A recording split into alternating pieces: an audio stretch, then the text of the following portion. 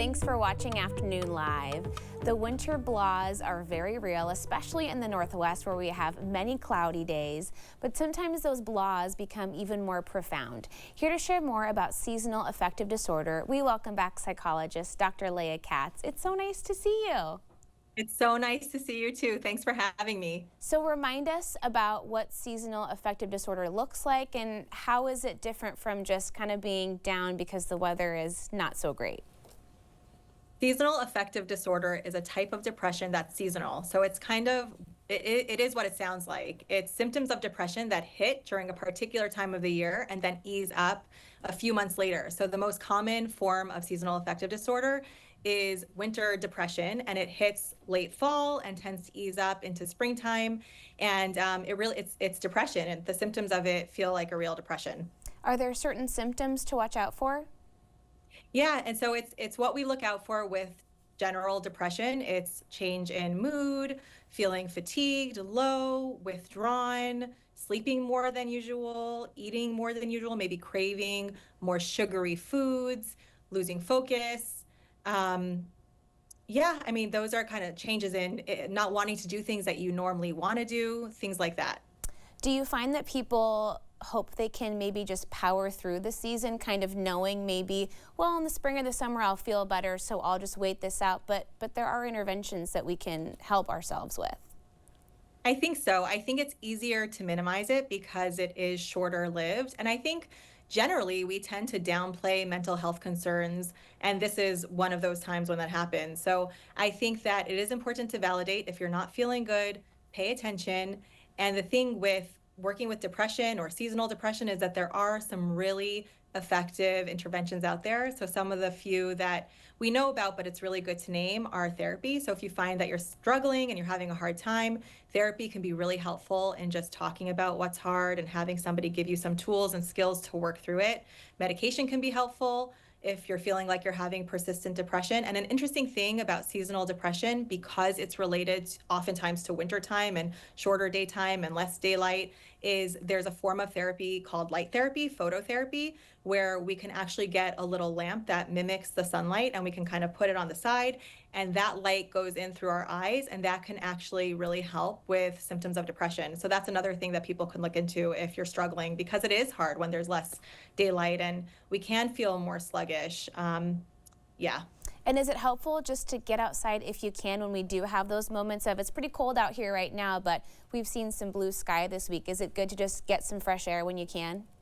Absolutely. Getting outside is always helpful. There's so much research that shows the benefit of getting outside and getting fresh air, and it can help with a whole host of things. So for sure, that's something that we can do on our own, because I think that that is an important distinction. There's things that we can go and get help from other people for, but we can also bring our own skills and tools into facilitating more support for a lower mood ourselves. So getting outside is one of them. There's a whole bunch of other things too, like exercising, which can feel really hard if you're feeling depressed, but that can be really helpful, and connecting to things that give you a sense of purpose and meaning. So it's not just things that make you happy, because that can feel really hard to do, especially when you're feeling depressed, but things that give you a sense of value. So identifying what those things are and making them really concrete and easy, because that's a piece of it too, is setting yourself up for success, knowing what you're capable of and when you're capable of it and what you're not, and seeing if you can get yourself to attach to some of those simple, smaller value-driven things. That makes a lot of sense. Yeah, making it easy on yourself so that you can get to the next step. And then just like with any form of depression or something you're struggling with, reach out for help. You know, you don't have to be ashamed to talk to somebody, and there's always somebody waiting to help.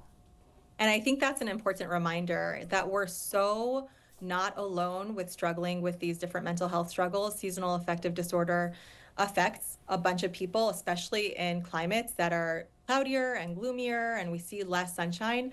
And there's never any shame in reaching out for support, and there's support available. So that's a really important reminder. Is it helpful to take a break or pull back from alcohol and other substances if you're kind of feeling this way?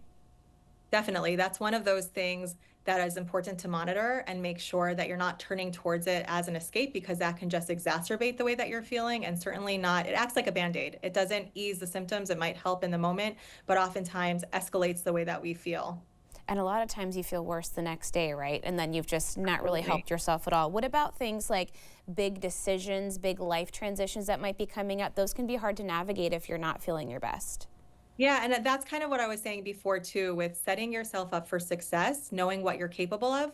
If you know that you get this seasonal depression, don't hold off on making really big decisions. Don't let those big decisions come from this place of intense feelings or suffering because you might regret it down the line. So if you have something big that you need to decide, and that's the thing with seasonal depression too, is that it passes, which is such an amazing coping tool to tell yourself that it's finite.